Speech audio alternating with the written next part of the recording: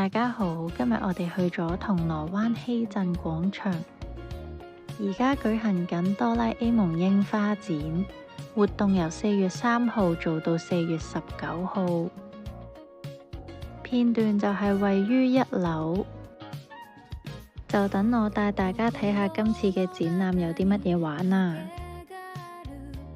首先我哋可以同哆啦 A 夢影貼紙相，咁但係價錢就比較貴，80蚊一 set，140蚊兩 set，咁我哋就冇影到嘅。隔離就有扭蛋可以扭，60蚊扭一次，有限定刺繡布章，而呢一個呢，就係叮當小錢包掛飾，同埋櫻花主題嘅叮當立牌。同一個位置隔離就有哆啦 A 夢手作區，咁就可以購買佢嘅鎖匙扣同埋配件自己 DIY。咁呢度就有啲 DIY 嘅 sample 可以俾我哋睇。難得嚟到，梗係要整返一個自己 DIY 嘅手作啦。先係揀咗粉紅色定係藍色嘅鎖匙扣，之後再揀組合。另外可以加購英文字母或者數目字，每一粒呢就20蚊。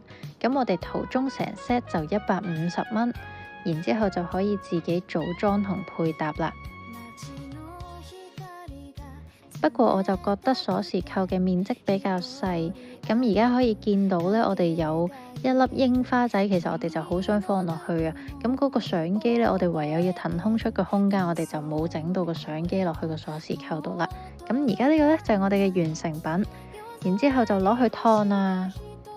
隔咗大約5分鐘，我哋就可以拎我哋整完嘅鎖匙扣。整完手作落返地下，就可以見到一部全部都係哆啦 A 夢公仔嘅嘢飲機。我冇睇錯，應該就係梳打，價錢30蚊一罐，玩到攰嘅時候就可以買返罐。隔離仲有櫻花限定嘅哆啦 A 夢打卡公仔。呢一個 pop-up store 呢，就要上網預約，咁不過好快呢已經俾人約晒，我哋就去唔到咯。轉眼間我哋嚟咗5樓嘅遊戲區，咁就有2個遊戲，其中一個呢就係拋波樂。咁呢一個呢，顧名思義就係將粒波掉出去，然之後中到相應嘅格仔就可以獲得禮物。咁佢紅色就係貼紙，藍色就係細公仔，金色呢就係大 cushion。50蚊就有10個波，100蚊就有20個波，150蚊呢就有33個波。轉眼間10個波已經俾我哋揈晒出去，一個都冇中到啊！所以我哋即刻再課金50蚊買多10個波波。